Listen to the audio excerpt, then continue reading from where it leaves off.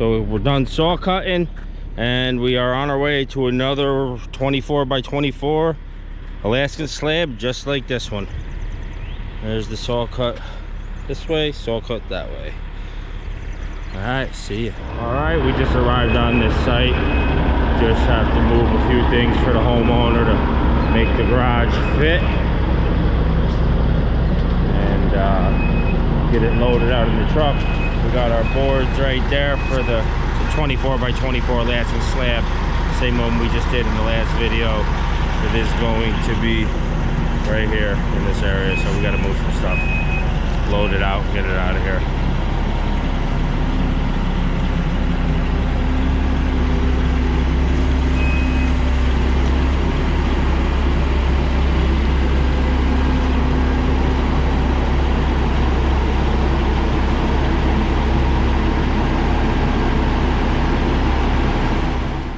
All right, the rain stopped. It rained last night, and we're back this morning to start this Alaskan slab 24 by 24. First things first, I don't know how many times you drive down the road, you see a shed or you see a detached garage and it's cocked to the house, and the only reason is because people don't pull off the house. So always get a measurement, put 2 pins in from here to the foundation, and just another one here to the foundation, and then run a string line like this, which is called a range, and you pull it from there and just make it just touch that, run it all the way down to the end of the property. Now we know this is our parallel line, it's straight, and we can measure off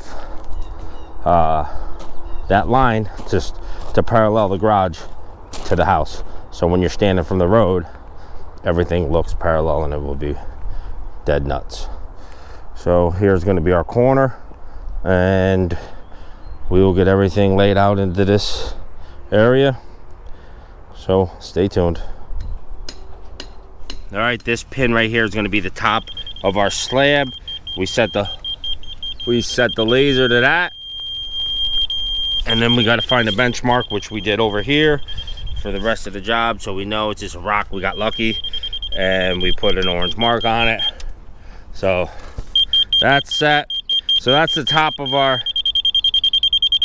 right there, that is the top of our concrete. Now we want to measure up on the stick 12 inches, because this is a 12-inch thick haunch instead of a 16 like the last pour. This one's a 12, and we measure up on the stick 12 inches, and that will give us our base for our whole haunch, and we'll cut that in. All right, so here's the 2 tape technique again. We just put this in as our corner pin. Those 2 pins we ranged off our string, so that's where we have to pull to square this up. So when we square up 24 on this one, and the diagonal is 33, 11 and a quarter, so put those 2 where they match, as it just slides where it can't be wrong now. So there's where the intersection is. There's the pin where we laid out. So then this is automatically square once we set that pin there, and done. So that's square. Then we'll pull a diagonal from that way, 24 from that way, and get that last pin, and then it will be a 24 by 24 2-car garage, dead square, dead parallel off the house. Always pull that string through. All right, we got a string line, and we're painting our, well, we're not doing an over dig on this because the grade is good, so we don't have to dig down much. So we're just painting directly on the string line. Just put a string line right to all your pins, and then paint that, and that's where we'll set the boards, our form boards. And always extend your lines like this on every corner, just so when you pull the pins, you know where the board goes, because that paint gets kicked around and you lose your line. So even when we dig big foundations, we extend these 8 feet, because the tracks on the machine always move the paint around. So we'll get this in and start forming the 3 sides, and then fill the center with stone. Got the truckload of stone here already this morning, and we're good to go. All right, we are just compacting the subsoil because it was disturbed yesterday after we stripped the topsoil off, and this is all sand. so it compacts well. But we're just gonna compact it, and then this is the box out for the haunch. Started that, and we'll just continue that all the way around.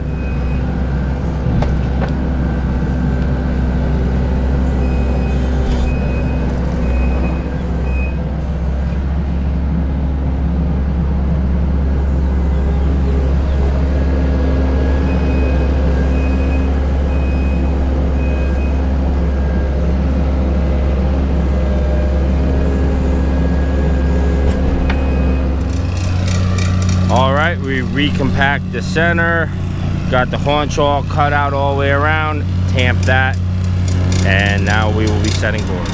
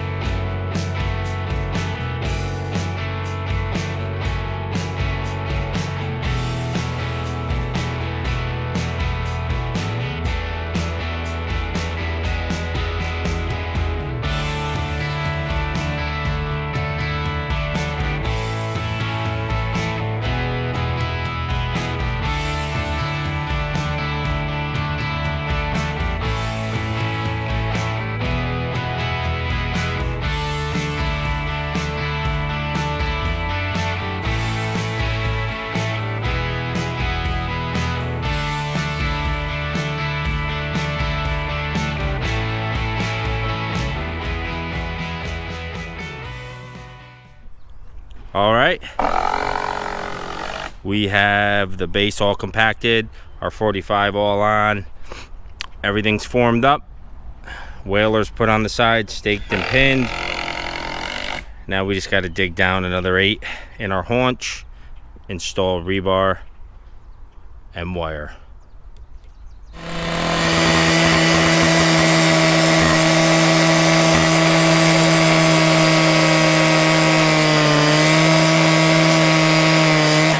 All right, we got the plastic, the wire, and the rebar all installed. 2 continuous rods all the way around, 20-inch deep haunch. So we had to do uprights on the rebar instead of the crab cage system, because it would have been too much wire to bend. Concrete is on its way. Pour the haunch a little stiffer than the top, and just hit it with a piece of wood to make sure it surges down into past that rebar when it's stiff. And you could use a vibrator or this method, either or, but we vibrate the whole top and tap the board, so there's no honeycomb.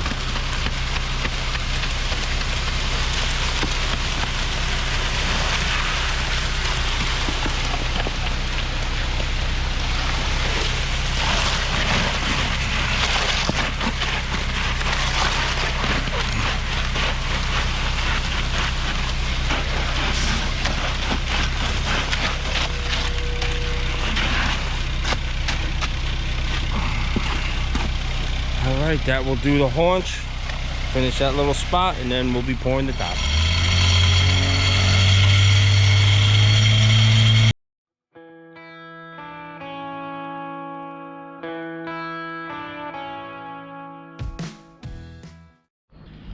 Alright, we got it all in. Bolt floated down. Got all the anchor bolts all in. 4 foot on center, 1 foot off each corner, and then we're putting a taper on the front of the garage, so when the garage door comes down, the water runs down the door, hits our taper and out, instead of going back in like it does every time, because there's no pitch on these Alaskan slabs, so you at least want to do that to cover it. Wait a few hours and we'll be on it with the machine. All right, so this is the pan that I didn't get the video on last time. The pizza pan.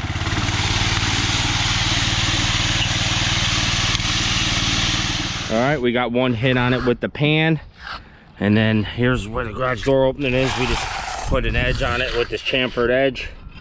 Garage door seal would be back here, so the water comes down and out like this. So you can see how it looks there. Then after I run the edger on it,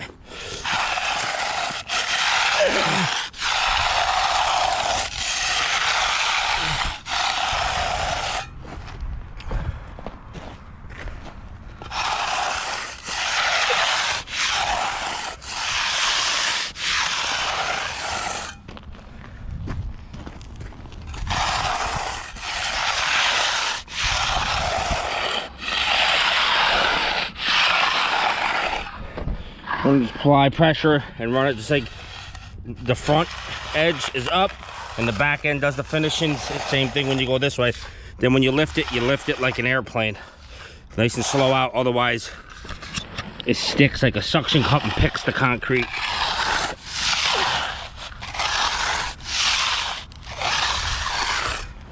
So if you were just to do this and then pick it up, it looks like that, all ruffly. So you want to go and pick it up as you go, and it looks like that.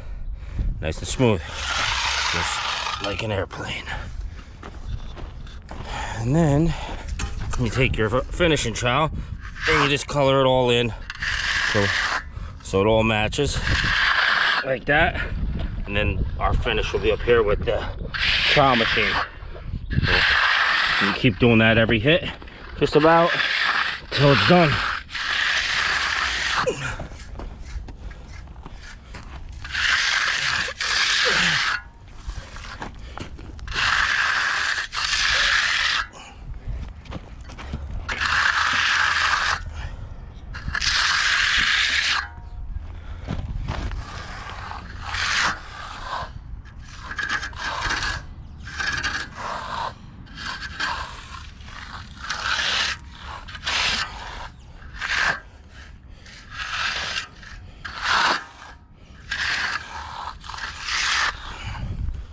All right, there's our second hit on the floor. Miko's just marrying in those edges.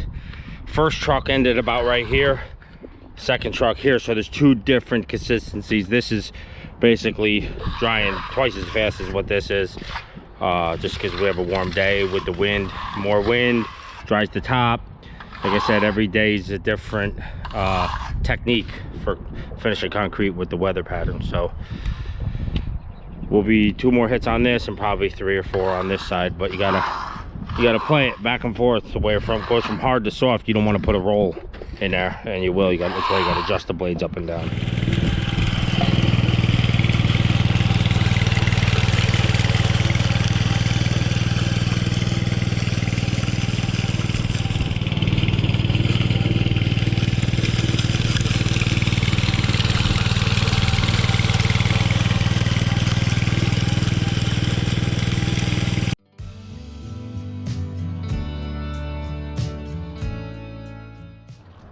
All right, another one in the books, all polished. Big birds in the sky right there. Smooth as granite. We're just gonna hit it with some cure and seal. All right, there's the finish with the cure and seal sealer on it. And it will dry to like a matte. Maybe we put a couple coats on it, so. Tomorrow we will strip the forms and grade out.